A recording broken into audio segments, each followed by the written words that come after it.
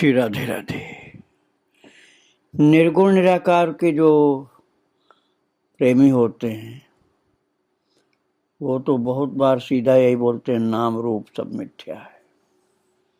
वो भगवान के नाम को भी नहीं मानते महाराज। कई तो ऐसे भी होते और कुछ ऐसे होते जो भगवान के नाम को मानते हैं, लेकिन उनके सम्मुख यदि कोई भक्त के नाम का महत्व बताए तो बिल्कुल नहीं स्वीकार करते। और अब कल श्रवण कर रहे थे कि निमाई पंडित अर्थात श्री गौरांग महाप्रभु जो पहले राधा के भाव में थे, फिर गोपी के भाव में आ गए, फिर इसके बाद अब उनको गोपी गोपी गोपी यही जप रहे थे। यही अच्छा लग रहा था उनको। और उनसे मिलने के लिए एक पंडित आया, बहुत विद्वान, बहुत शास्त्रों का ज्ञान, श्री कृष्णानंद आगमा वागीश। लेकिन उन्होंने देखा ये तो अपने को स्त्री बता रहे हैं, क्योंकि उस समय राधा भाव में थे। फिर गोपी भाव में तब भी अपने को स्त्री के रूप में बोल रहे थे, पुरुष के रूप में अपने को नहीं बोल रहे थे महाप्रभु जी। तो उस पंडित के समझ में नहीं आया। उसने समझा इनकी बुद्धि सही नहीं है। और आगम वागीश जो थे, वो जिनकी बात मैं बता रहा हूं आपको, आगम वागीश, उनके परिकर लोग निमाई पंडित और उनके धर्म के प्रति कि वो थे तो विद्वान, लेकिन अब निमाई अर्थात गौरांग महाप्रभु की भक्ति उनके समझ में नहीं आ रही थी, इसलिए वो विरोध कर रहे थे। बात ये पढ़ाई दोनों लोगों की एक साथ हुई थी, उस पंडित की और गौरांग महाप्रभु की। लेकिन अब उसको आश्चर्य हुआ कि हम तो इसके साथ पढ़े हैं, आज इसको क्या हो गया, अपने को स्त्री बताता है। और वो तो उस भाव में थे कि मैं कुंज में हूं, और एक लाठी लेकर के उनको दौड़ा के बाहर निकाला कि तुम लोग भाग जाओ यहां से। तो लाठी लेकर के बाहर निकलो, बाहर निकलो, ऐसा बोले। प्रभु का भाव देख करके आगमा वागीश ने चीख कर डर कर दौड़ लगाई कि मार देगा ये तो हमको। और तब निमाई का रस भंग हो गया, बाह्य ज्ञान हो गया शरीर का। तो महाराज प्रभु ने पूरी तरह से चेतना प्राप्त करके तब हाथ, जब शरीर के सीमा में आ गए, अर्थात ईश्वर वाला आवेश हट गया, तो हाथ में जो डंडा था उसको फेंक दिया और भक्तों ने पकड़ करके उन्हें उनकी जगह पर लाकर बिठा दिया। वे बैठकर भक्तों की ओर देखकर बोले, मैंने क्या कोई चंचलता की है क्या? वे लोग कुछ नहीं बोले, पर निमाई ने पूरी बात जाननी चाहिए कि मैंने क्या किया। तो उन्होंने लाठी लेकर के आगमा वागीश को भगाया था। ये सब उन्हें धीरे धीरे याद आया। तब उनका चांद मुख दुख से एकदम मलिन हो गया। वे और कुछ न बोले, दुखी होकर मुंह नीचा करके बैठे रहे। उनकी वो नीरवता बनी रही। पर भक्तजन नहीं जान पाए कि वे क्या सोच रहे हैं और क्या सोचकर दुखी हैं। कोई पूछने का साहस भी नहीं कर पाया। पर सबने देखा कि प्रभु को बाह्य ज्ञान है और वे किसी भाव में अभिभूत नहीं है।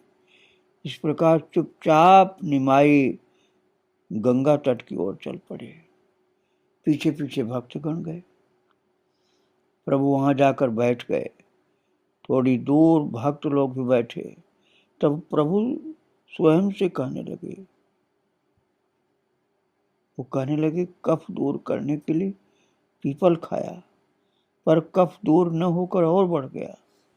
ये कह करके वे अट्टहास करने लगे।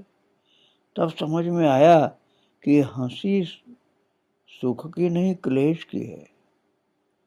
प्रभु की बात सुनकर सब चिंतित हो गए। इसका अर्थ क्या है? पहले प्रभु ने कहा था ऐसा से मैं कैसे छोड़ूंगा, अब कह रहे हैं कि औषधि से पीड़ा दूर न होकर और बढ़ गई।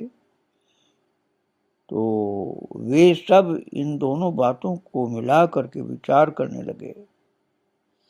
उन सब के अलग अलग मत, कोई कुछ निश्चित नहीं कर सका, पर कोई कुछ भी सोचे एक बात सब अच्छी तरह समझ गए, वो ये कि प्रभु कोई एक निष्ठुरता करेंगे।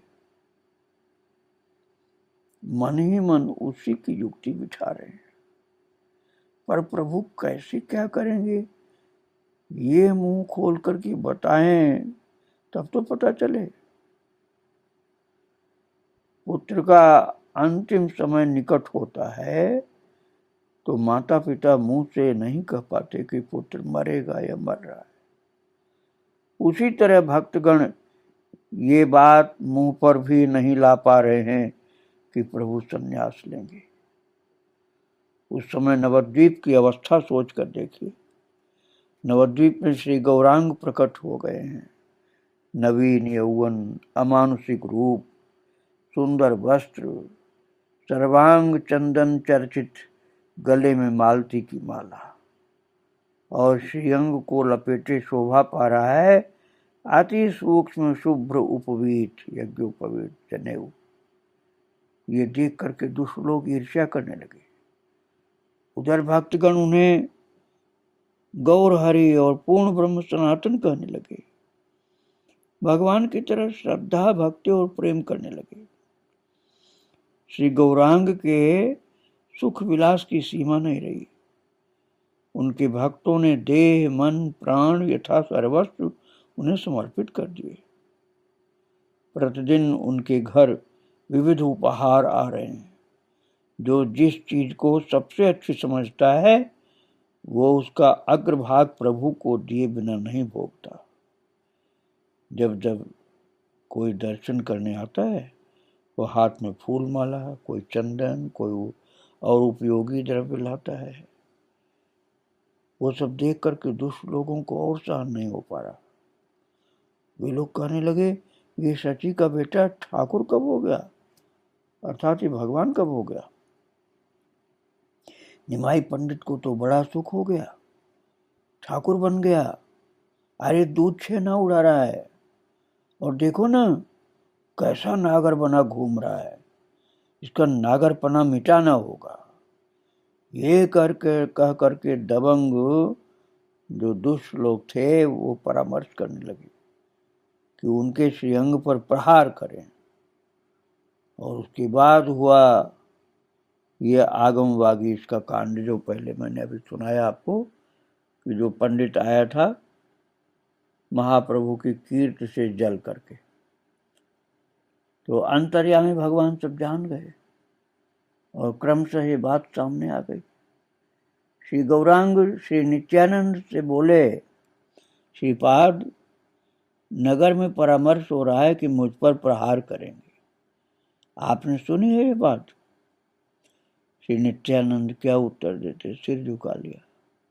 श्री गौरांग ने फिर कहा, जो लोग मुझ पर प्रहार करने की योजना बना रहे हैं उन्हें मैं जानता हूं। मैं सन्यासी होऊंगा, कौपीन पहन करके हाथ में करुआ लेकर उन सभी लोगों के घर जाकर भिक्षा मांगूंगा। मेरे गार्हस्थ सुख का नाश और भिक्षुक वेश देखकर उनका मेरे ऊपर और क्रोध नहीं रहेगा, उन्हें दया आएगी और तब वे लोग आराम से हरि नाम ग्रहण करेंगे। कुछ देर इस भाव में आविष्ट रहकर श्री गौरांग ने कहा, श्रीपाद नित्यानंद तुम साक्षी रहे और चंद्र सूर्य तुम भी साक्षी रहे। मेरे सन्यास से मेरे निज जन बड़ा दुख पाएंगे।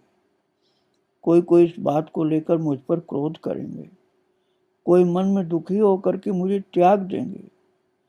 कोई कोई भक्त अपने मनोदुख के कारण मेरी निंदा भी करेंगे, किंतु तुम सब साक्षी रहे।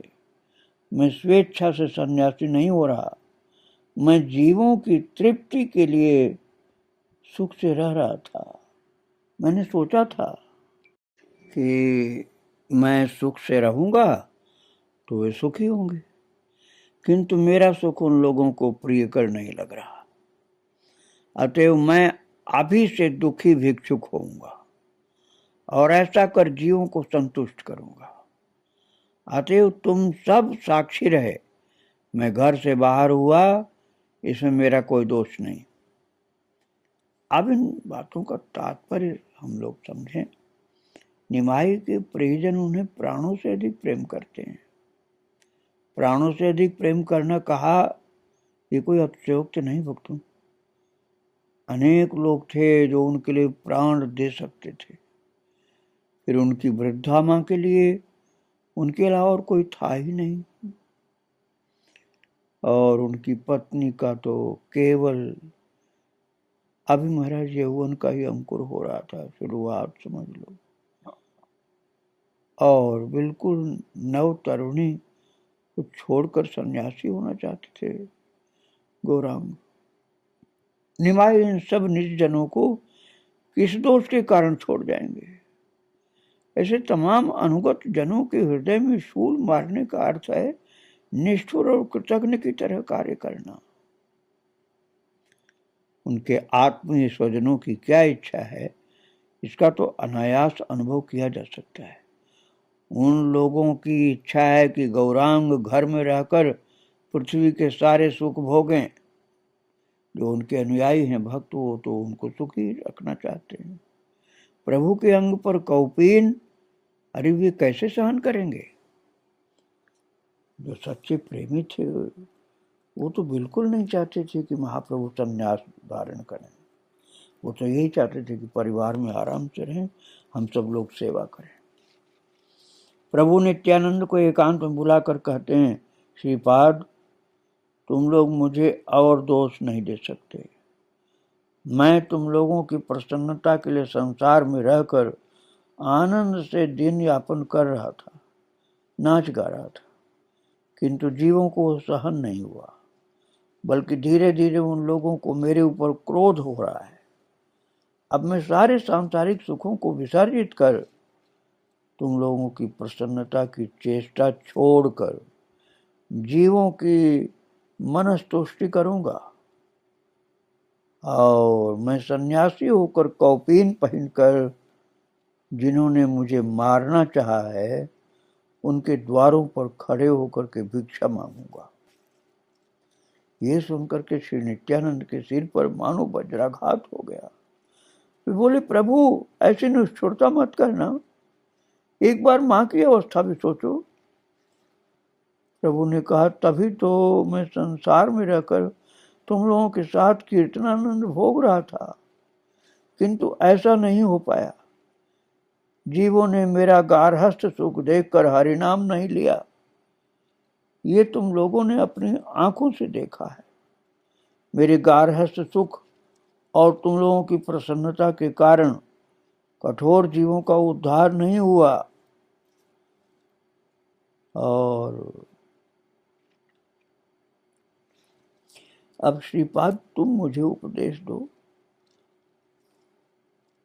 मैं तुम लोगों के मन के संतोष के लिए घर गृहस्थी में रहकर सुख भोगूं, या कौपीन धारण कर तुम लोगों को दुख सागर में डुबाकर जीवों का उद्धार करूं? श्री नित्यानंद नहीं दे सके उत्तर, सिर झुकाए रहे। निताई की आंखों से अविराम अश्रुधार गिरने लगी। वे सोचने लगे, प्रभु भगवान है, स्वयं कंथा करंग धारी बनकर अपने त्रिताप दग्ध जीवों का उद्धार करेंगे। मैं मना करूं तो वे सुनेंगे नहीं, और मैं भी किस बल पर रोकूं, पर मैं अपनी बात नहीं सोचता। प्रभु जहां भी जाएंगे मैं साथ जाऊंगा। प्रभु पैदल चलेंगे, उपवास करेंगे, जाड़ों में धूप में कष्ट पाएंगे, और ये सब भी उतना नहीं सोचता। किंतु सची माँ विष्णु प्रिया की क्या दशा होगी, ये सोच करके निताई संपूर्ण भुवन अंधकार में देखने लगे। वे थोड़े स्थिर होकर फिर बोले, प्रभु तुम तो सदा ही स्वेच्छामय हो, तुम्हें कौन विधि बताएगा, कौन निषेध बताएगा। पर मेरा ये निवेदन है, और 5 भक्तों को ये बात बताओ, और जाने से पहले इसका उपाय करो कि तुम्हारे विरह में सब मर न जाएं। श्री गौरांग नित्यानंद की बात सुनकर बड़े सुखी हुए और मधुर हास्य के साथ उन्हें आलिंगन कर लिया। बोले, तुम इतने परेशान नहीं हो, मैं तुरंत ही नहीं जा रहा, और मैं सबको कहे सुने बिना, स्थिर किए बिना नहीं जाऊंगा। भक्त महाप्रभु ने ये बात जिस तरह निताई से कही थी, उस तरह और किसी से नहीं कही। अपने मन की बात कुछ बताई तो सही है, किंतु अन्य प्रकार से, और थोड़ा थोड़ा बताया था।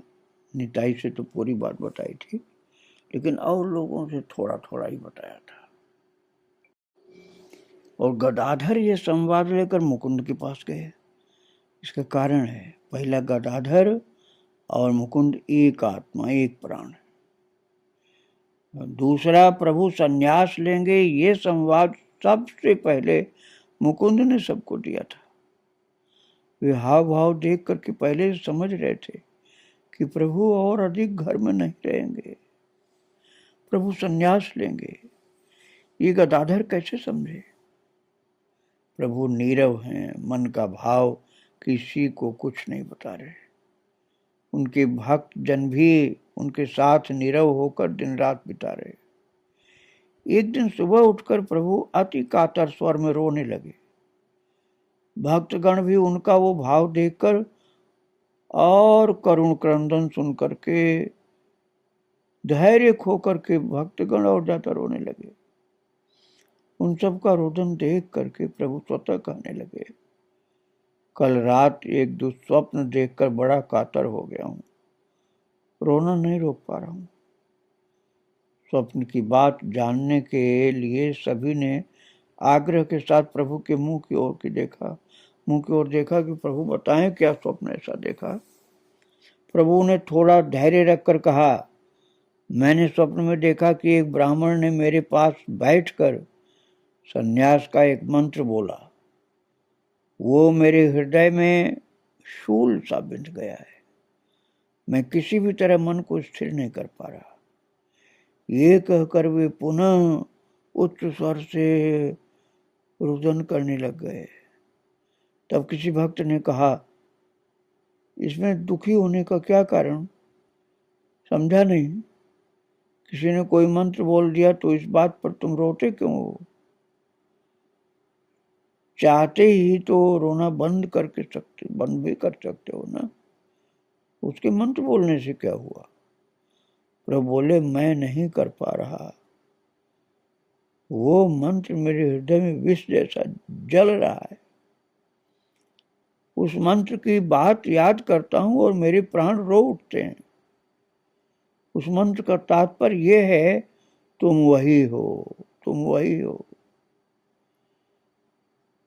किंतु तुम लोग विवेचना करो, मैं और भगवान एक हो गए तो भक्ति या प्रेम नहीं रहा, श्री कृष्ण नहीं रहे, तो प्राणेश्वर श्री कृष्ण को त्याग कर मेरा क्या कार्य पूरा होगा? प्रभु की इस उक्ति पर संभवतः किसी भक्त ने प्रभु स्वयं भगवान है ऐसा इंगित कर कहा होगा कि तुम वही हो। तो इसमें गलत क्या हुआ? अरे ठीक ही तो कहा गया। जो ब्राह्मण तुम्हारे कान में ये बात कह गया है वो तुम्हारा तत्व जानता है। इसके अतिरिक्त और कौन हो सकता है जो तुम्हारा तत्व जानता है वही बोला है।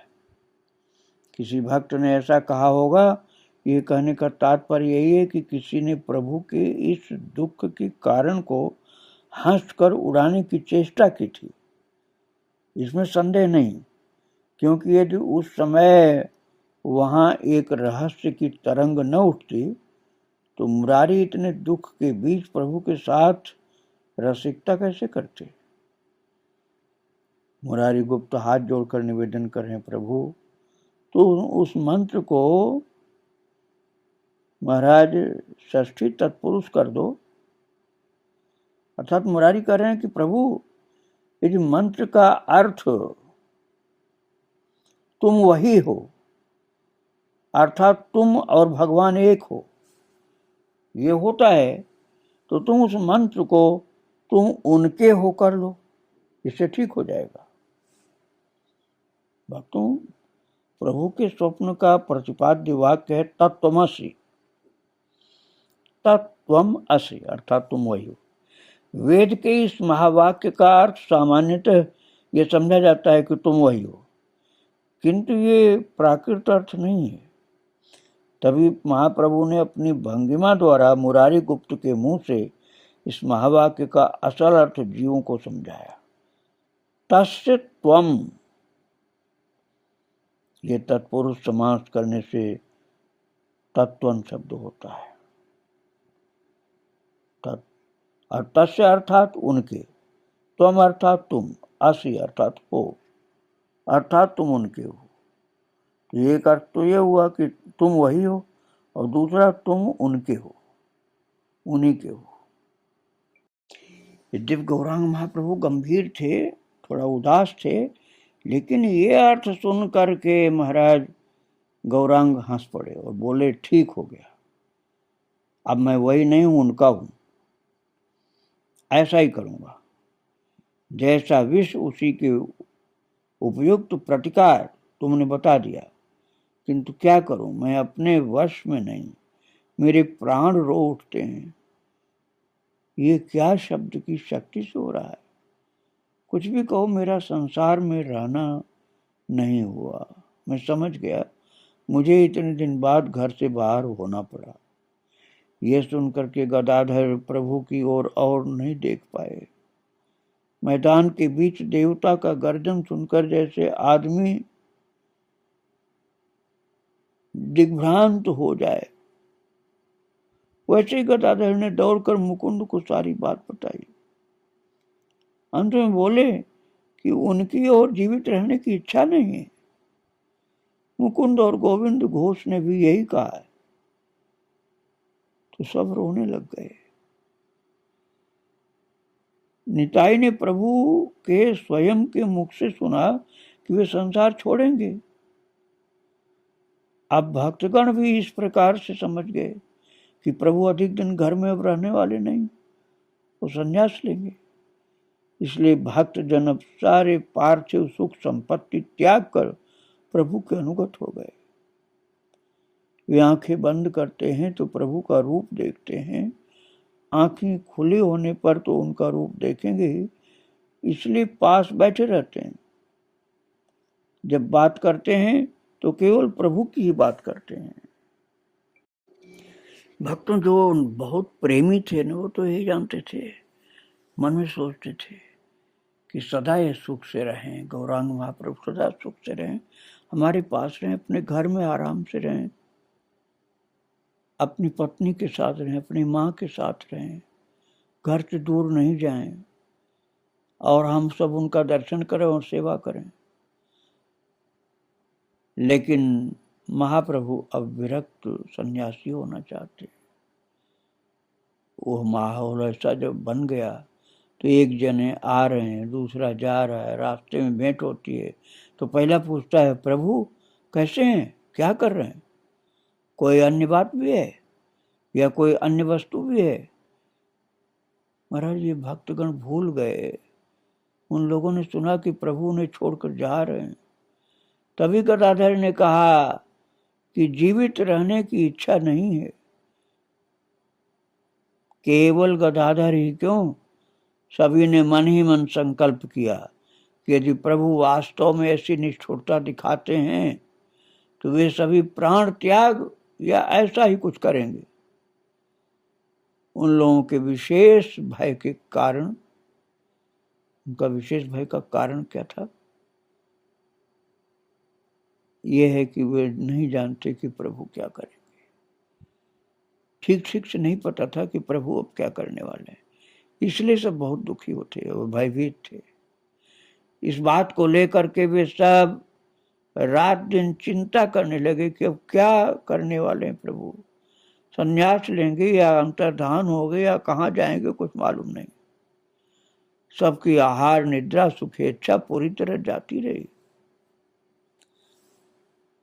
अब महाप्रभु अपने जीवन में एक संपूर्ण परिवर्तन लाने जा रहे हैं भक्तों।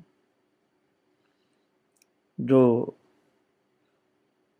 माँ के चरणों में थे, विष्णु प्रिया के निकट में थे, प्रेमी भक्तजनों के बीच में रह रहे थे, वे अब संन्यास लेने जा रहे हैं और विरोधियों का मुंह बंद होगा और वो भी भक्त हो जाएंगे। इसी अभिलाषा से निज जनों को दुखी करके अब सबके होने जा रहे हैं। ये माता को भी पता नहीं है, विष्णु प्रिया को भी अभी पता नहीं है, आगे इनको भी पता चलेगा। वो बात सब हमको आपको सुनाएंगे, कल सुनाएंगे। आज महाप्रभु जी को और उनके भक्तों को प्रणाम करके यहीं विराम दे रहा हूँ। श्री राधे राधे, जय जय श्री राधे श्याम, जय जय श्री सीताराम। गौरांग महाप्रभु की जय।